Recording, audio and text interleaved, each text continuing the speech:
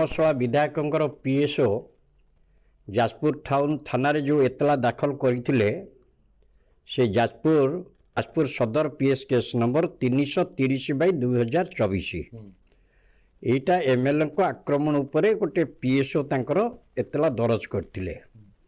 से केस रो 3 गोटी bell application file होता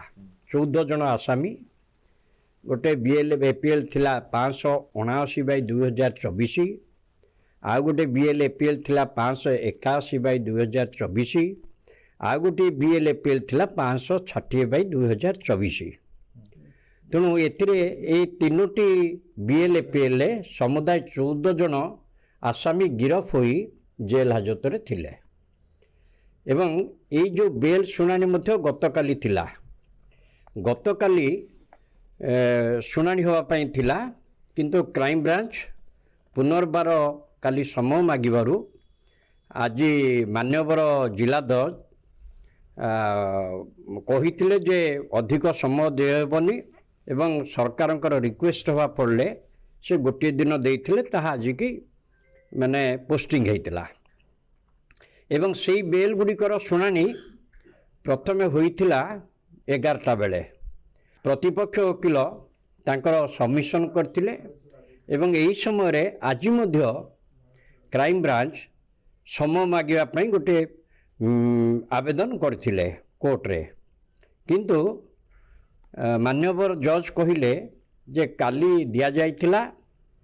आज आपण आनिकी केस डाई दाखल करिया पई आउ समय दे हेबनी किंतु सरकारंकर रिक्वेस्ट पड़ले अनुरोध पड़ले मान्यवर जज ये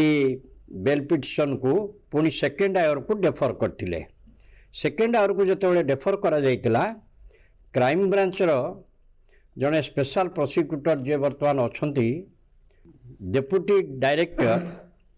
पब्लिक प्रोसिक्यूशन सबमिशन करथिले बेल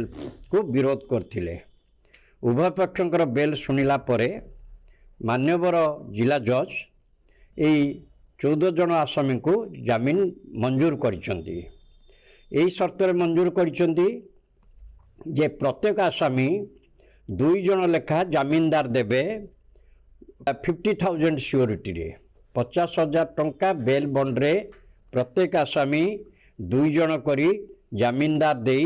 जामिन रे बाहरिबे यह सहित से गोटे शर्त रखिचंती जे जड़े जामिनदार निश्चित आसामीकर रक्त संपर्क होइथिबो ये हला जामिन ऑर्डर होइछि ता सहित 3 गोटी शर्त रे जामिन तांको दिया जाइछि एक हला जे सेमाने कोनोसी प्रकार क्रिमिनल केस रे शामिल हेबे नाही द्वितीय कंडीशन होइछि सेमाने साक्षी मानकु प्रभावित करिवे नाही तृतीय शर्त होइछि जेतेबेले तदंतकारी अधिकारी चाहिए तदंतर समय आवश्यक करिवे सेतेबेले तदंतकारी ऑफिसर निकट रे हाजर हेबे यही गोटी 3 गोटी कंडीशन रे